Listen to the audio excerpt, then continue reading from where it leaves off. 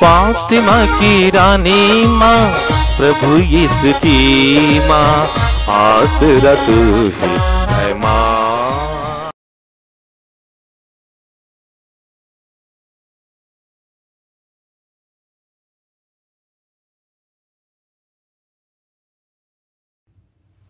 पहला पाठ नबी दानियल का ग्रंथ, अध्याय 13, पद संख्याएं 1 से 9, 15 से 17, 19 से 30, 33 से 62 तक।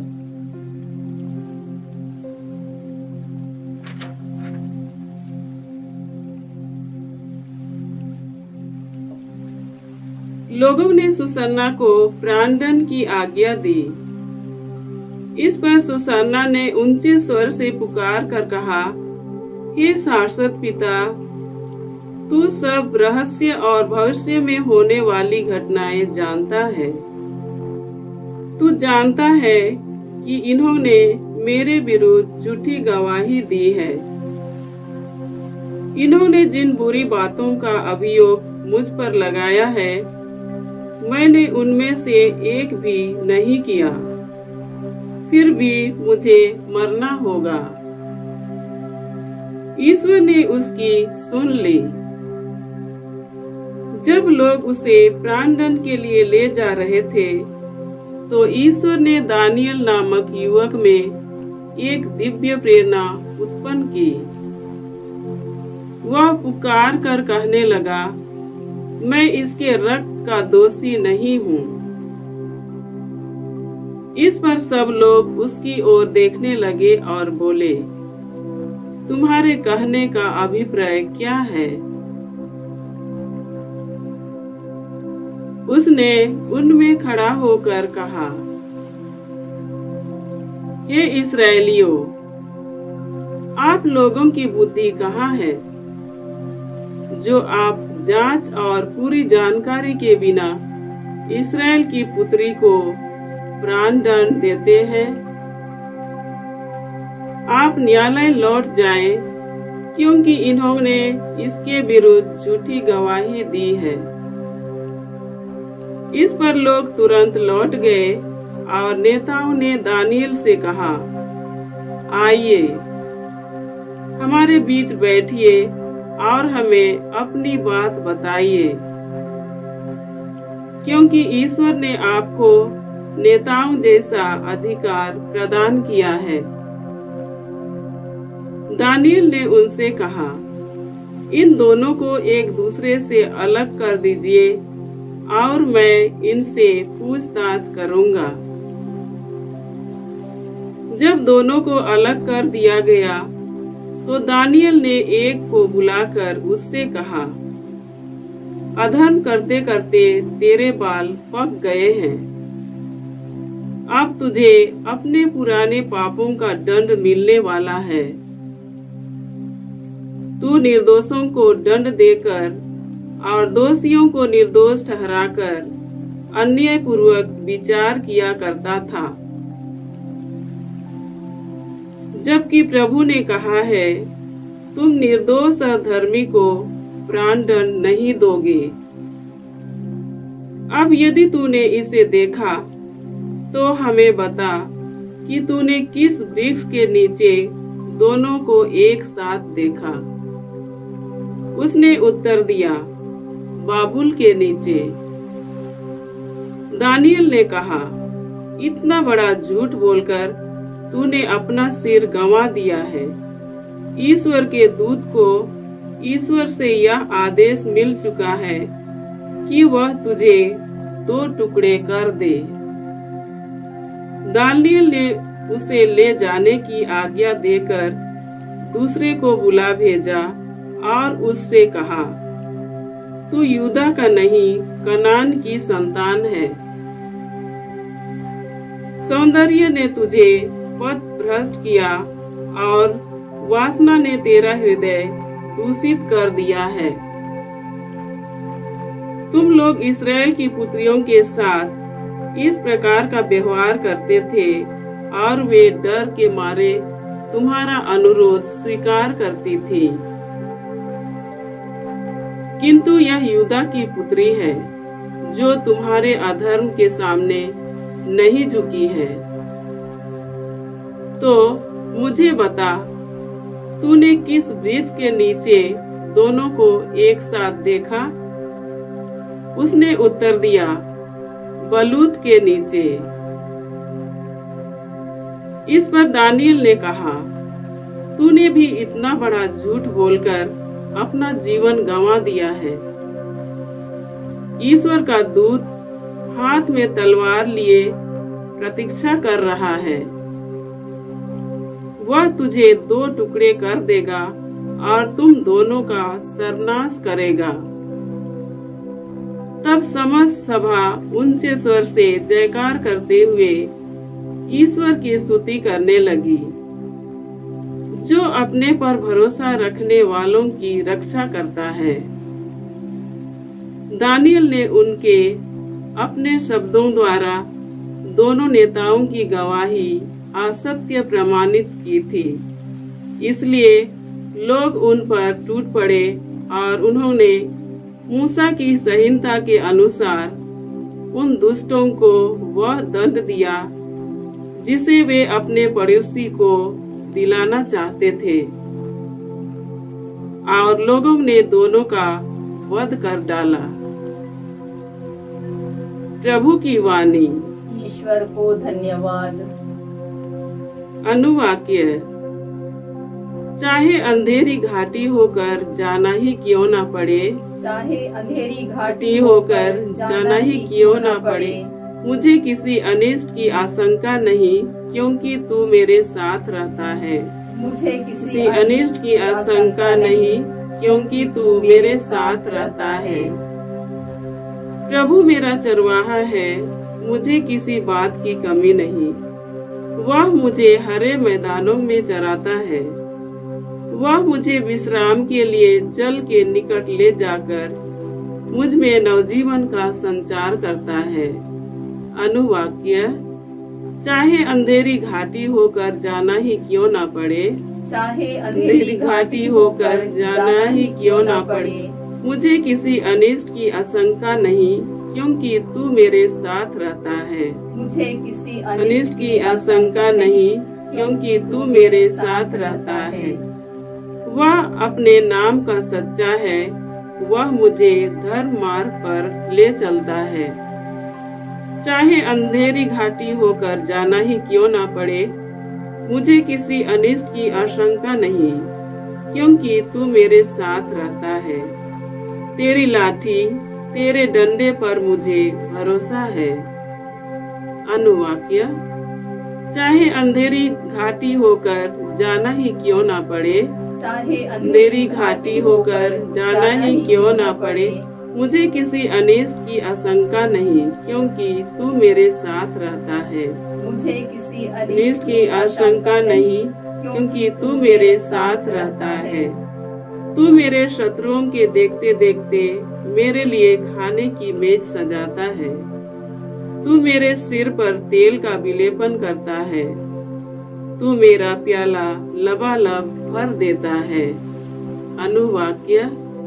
चाहे अंधेरी घाटी होकर जाना ही क्यों ना पड़े, चाहे अंधेरी घाटी होकर जाना ही क्यों ना पड़े, मुझे किसी अनिष्ट की आशंका नहीं, क्योंकि तू मेरे साथ रहता है। मुझे किसी अनिष्ट की आशंका नहीं, क्योंकि तू मेरे साथ रहता है। इस प्रकार तेरी भलाई और तेरी कृपा से मैं जीवन भर घिरा रहता हूँ। प्रभु का मंदिर ही मेरा घर है, मैं उसमें अनंत काल तक निवास करूँगा। अनुवाक्य। चाहे अंधेरी घाटी होकर जाना ही क्यों ना पड़े, चाहे अंधेरी घाटी होकर जाना ही क्यों ना पड़े, मुझे किसी अनिष्ट की आशंका नहीं, क्योंकि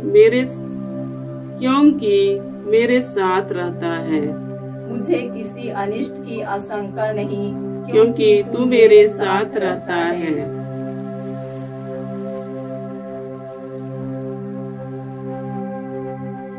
जय घोष।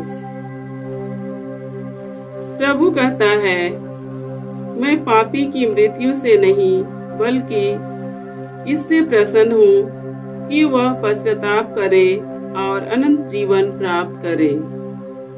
प्रभु आप लोगों के साथ हो और आपकी आत्मा के साथ। संत यूहन्ना के अनुसार पवित्र सुसमाचार। हे प्रभु तेरी महिमा हो। अध्याय 8 पद संख्याएं 1 से 11 तक। यीशु जैतून पहाड़ चले गए और वह बड़े सवेरे फिर मंदिर आए।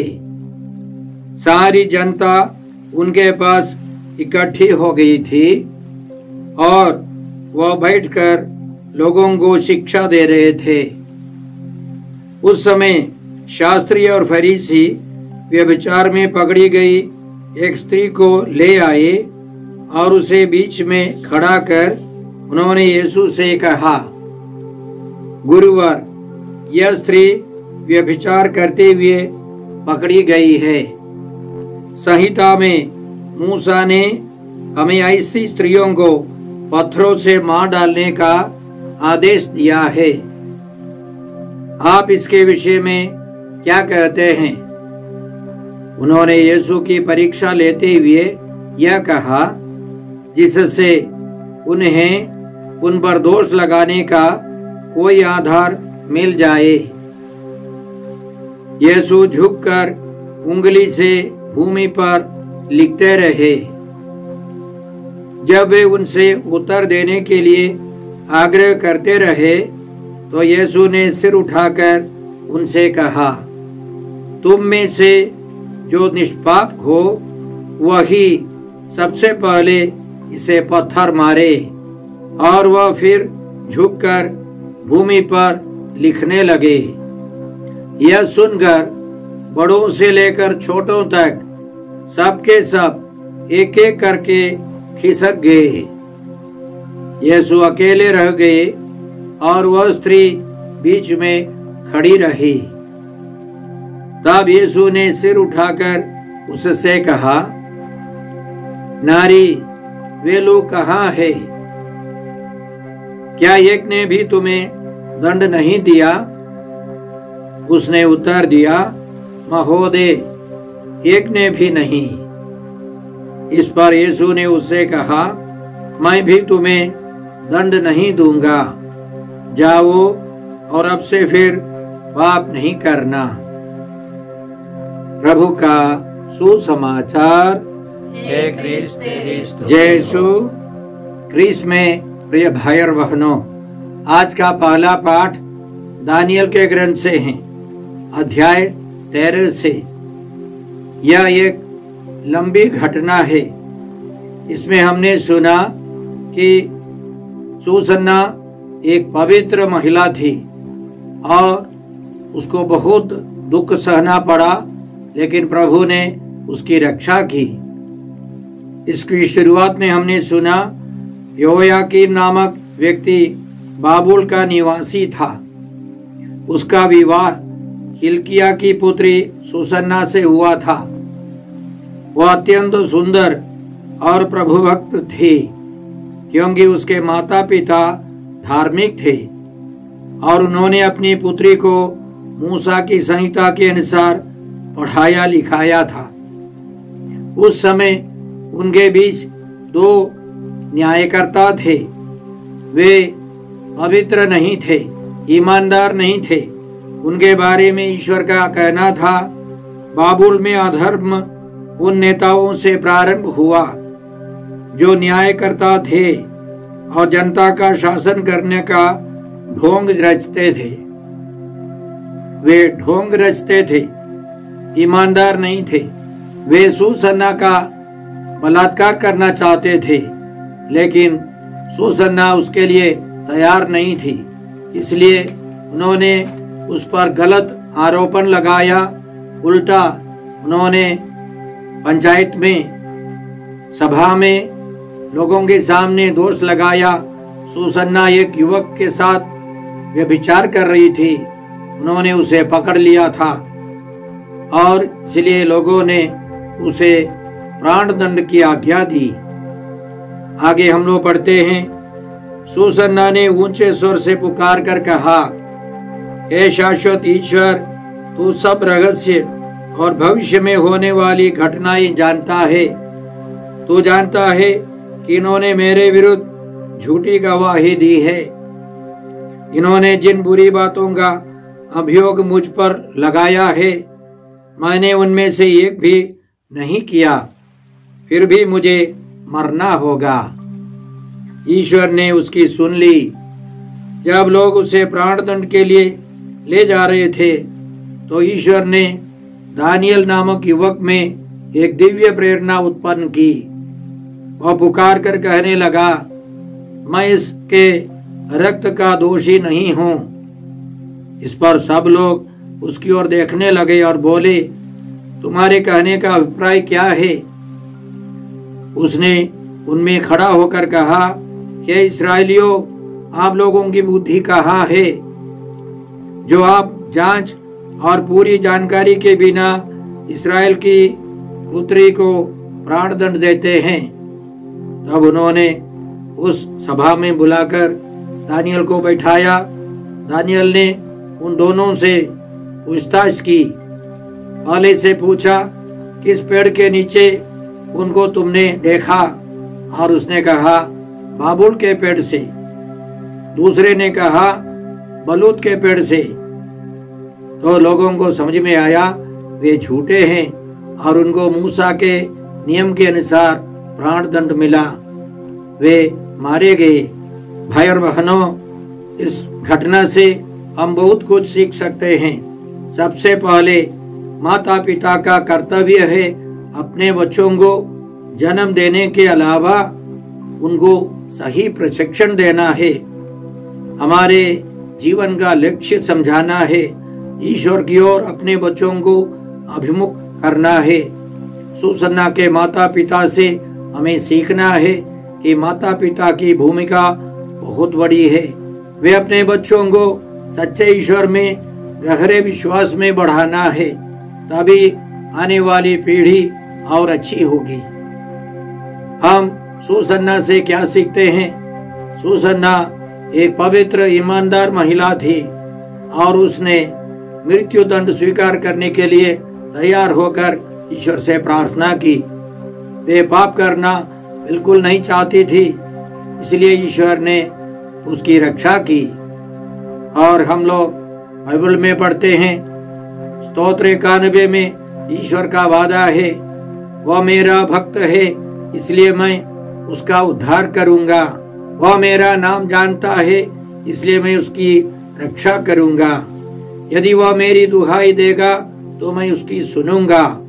मैं उसका उद्धार कर उसे महिमान्वित करूंगा। हम ईश्वर के भक्त रहें।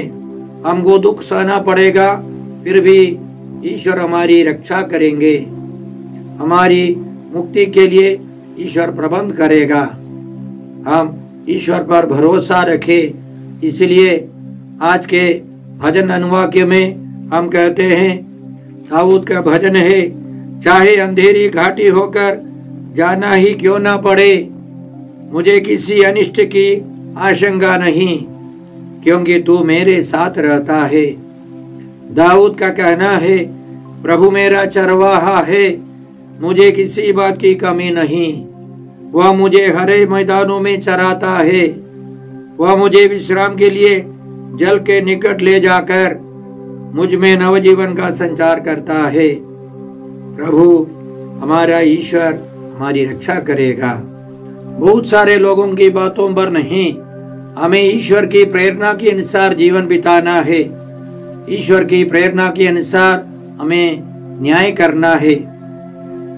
और उन दो अन्यायी न्यायकर्ताओं से हम क्या सीखते हैं कि हमारे देश या हमारे कुटुंब या हमारे समाज के अच्छे नेतृत्व के लिए प्रार्थना करनी है।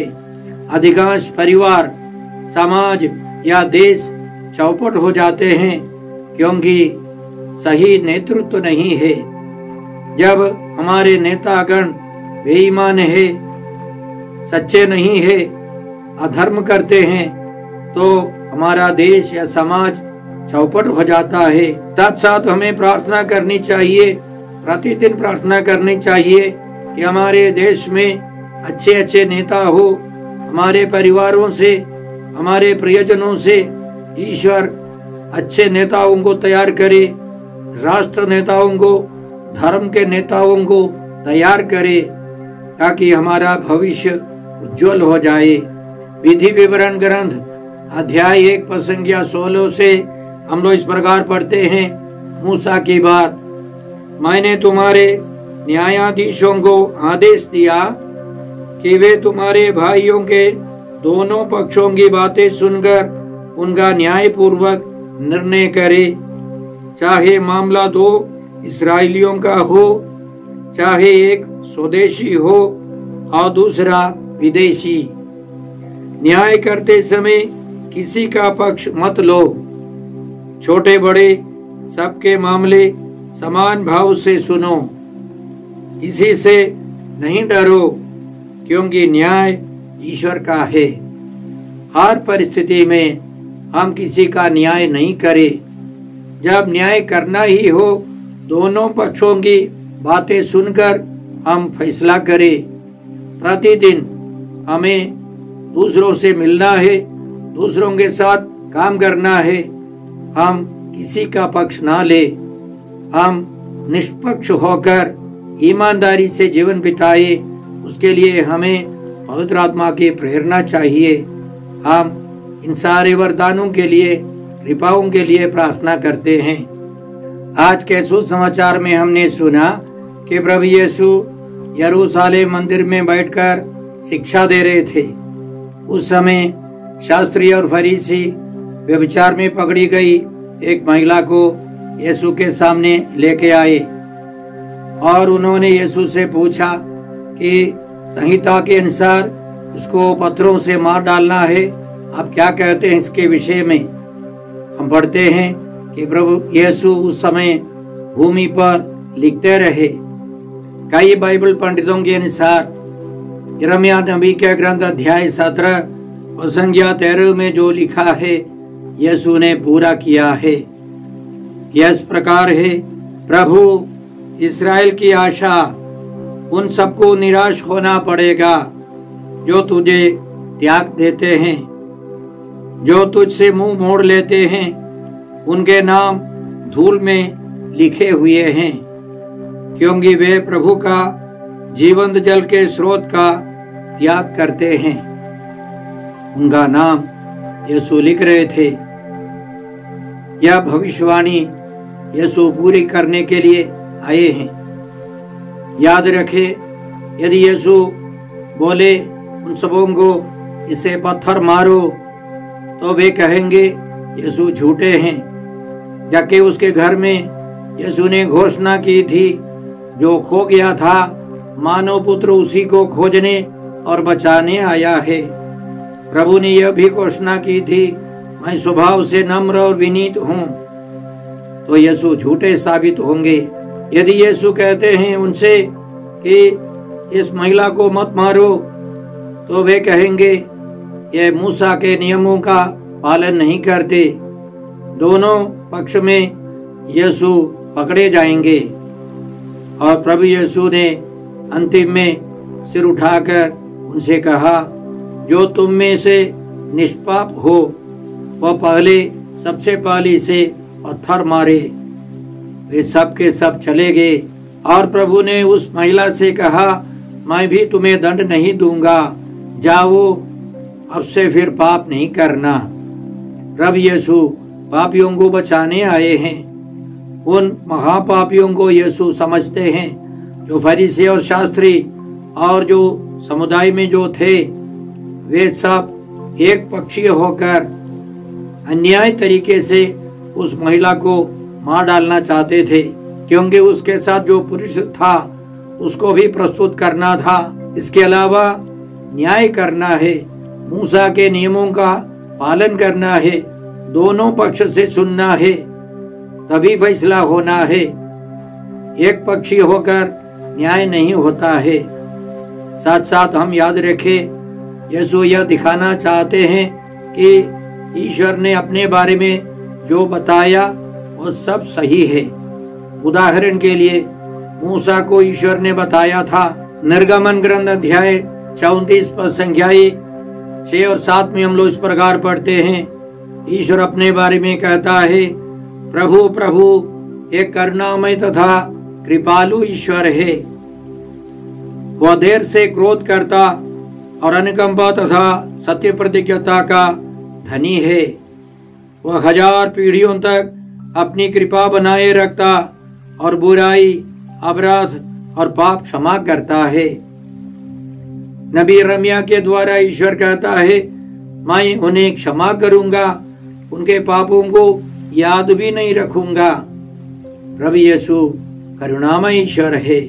वो दया से द्रवित हो जाता है, सबों के पापों को अपने ऊपर लेकर बलि चढ़ाने वाले हैं। संत यूहन्ना के सुसमाचार अध्याय 3 और संज्ञा 17 में प्रभु यीशु इस प्रकार कहते हैं, ईश्वर ने अपने पुत्र को संसार में इसलिए नहीं भेजा कि वह संसार को दोषी ठहराए, उसने उसे इसलिए भेजा है कि संसार उसके द्वारा मुक्ति प्राप्त करे।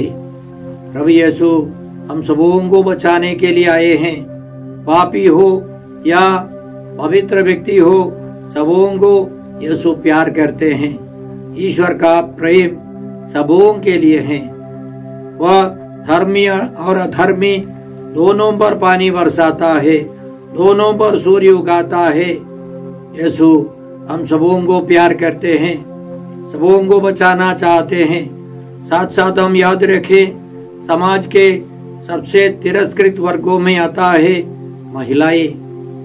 और प्रभु यीशु 2000 साल पहले उस जमाने में भी यीशु अपने पास महिला शिष्याओं को सब रखते थे, उनको समुचित आदर देते थे। प्रभु यीशु सबों को प्यार करते हैं और उनके जीवन में, उनके हृदय में कोई भेदभाव नहीं है। प्रभु यीशु ने अपने पहले प्रवचन में सिखाया था, धन्य है वे जो मेल कराते हैं, वे ईश्वर के पुत्र कहलाएंगे। सबों के बीच में मेल मिलाप लाने के लिए यीशु आए हैं। साथ साथ जैसे हमने आज के भजन में दोहराया, वह अपने नाम का सच्चा है, वह मुझे धर्म मार्ग पर ले चलता है। चाहे अंधेरी घाटी होकर जाना ही क्यों न पड़े, मुझे किसी अनिष्ट की शंका नहीं, क्योंकि तू मेरे साथ रहता है। और स्तोत्रकार का कहना है, दाऊद का कहना है, तू मेरे शत्रुओं के देखते देखते मेरे लिए खाने की मेज सजाता है। उस नारी के शत्रुओं के देखते देखते प्रभु ने उसे बचा लिया। पुराने व्यवस्थान में मुक्तिदाता ईश्वर के बारे में जो कुछ लिखा है वो सब पूरा करने के लिए यीशु आए हैं। आज के सुसमाचार के द्वारा प्रभु यह साबित करते हैं, वही हमारा भला चरवाहा है। इसलिए प्रभु यीशु कहते हैं, मैं इसलिए आया हूँ कि वे जीवन प्राप्त करे, परिपूर्ण जीवन प्राप्त करे, सभी लोग परिपूर्ण जीवन प्राप्त करे। आइए हम प्रभु यीशु का मनोभाव मांगे, प्रभु यीशु के पास जाए, अपने पापों को स्वीकार करे और प्रभु यीशु हमको पवित्र करेंगे। साथ साथ हम अपने जीवन में सभी लोगों को क्षमा करें, उनके लिए प्रार्थना करें। आइए हम प्रार्थना करते हैं। हे अब्बा पिता, हे प्रभु यीशु, हे पवित्र आत्मा ईश्वर, आज के सारे पवित्र वचनों के लिए हम तुझे धन्यवाद देते हैं और तुझसे प्रार्थना करते हैं कि हम सब तेरी इच्छा और नियम के अनुसार न्याय पूर्वक जीवन बिता सके, सबों को प्यार कर सके। हम यह प्रार्थना करते हैं प्रभु क्रिस्त के द्वारा। हमारे प्रभु यीशु क्रिस्त की कृपा, ईश्वर का प्रेम और पवित्र आत्मा का साहचर्य आप सबों को प्राप्त हो। आमीन।